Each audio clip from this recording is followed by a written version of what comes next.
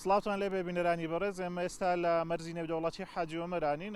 دیارە وڵاتی ئێران شەوی ڕابردوو حکوومەتی هەرێمی کوردستان و بەرپرسانی مەرزی نێودەوڵەتی حاجی ئۆمەرانیان ئاگادار کردوتەوە کەوا وڵاتی ئێران بەهۆی بڵاوبوونەوەی ڤایرۆسی کۆرۆنای گۆڕا و مەرزەکە بە ڕووی گەشتیاریدا ئەخاسن. لە ئێستادا بڕیارەکە چۆتە بواری جێبەجێکردنەوە.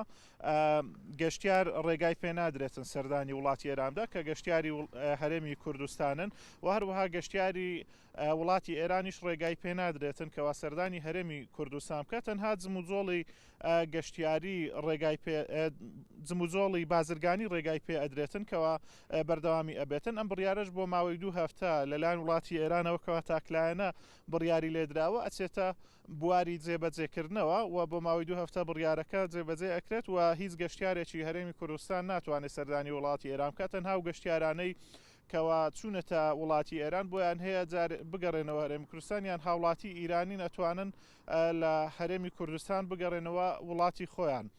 ئەم بڕیارە لە کاتێکدایە کەوا لە ساڵی ڕابردوو لە هەمان ڕۆژ لە 21 مانگی 2 ساڵی 2020 بەهۆی بڵاوبوونەوەی ڤایرۆسی کۆرۆنا لە وڵاتی ئێران هەرێمی کوردستان و وڵاتی عێراق بڕیاری داخستنی مەرجە نێودەوڵەتیەکانیدا بەڕووی وڵاتی ئێران. ئەو کات ڤایرۆسی کۆرۆنا بە شێوەیەکی زۆر تەشەنەی ئەسەن لە وڵاتی ئێران بۆی ئەو کات عێراق تاکلایەنە بڕیاری داخستنی مەرزەکانیدا. ئەم ساڵ بە پێچەوانەوە وڵاتی ئێران بەهۆی بڵاوبوونەوەی ڤایرۆسی کۆرۆنای گۆڕا و لە هەرێمی کوردستان و عێراق بڕیاری داخستنی مەرجە نێودەوڵەتیەکانی داوە بەڕووی هەرێمی کوردستان. ئەم بڕیارە کاریگەری لەسەر ئەو هاوڵاتیانە ئەبێت. ئێمە لەگەڵ هاوڵاتیان و لەگەڵ شۆفێرانی ناوچەکە قسەمان کرد بە تایبەتی ئەو شۆفێرانەی کەوا لە مەرجی حاجی ئۆمەران کاری شۆفێری تەکسی ئەکەن ئەوان ئاماژەیان بەوەدا بە جێبەجێکردنیان بڕیارە کاریگەری لەسەر بژێویژیانیان ئەبێت چکە ئەوان بژێویژیانیان لەسەر کاری شۆفێری تەکسیە.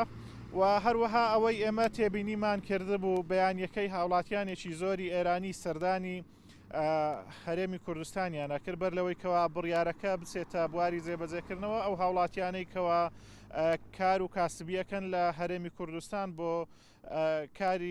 بۆ کارکردن دێنە هەرێمی کوردستان بەر لەوەی بڕیارەکە بچێتە بواری جێبەجێکردنەوە لە ڕێگای مەرجی نێودەوڵەتی حاجی ئۆمەران هاتنە نێو هەرێمی کوردستانەوە.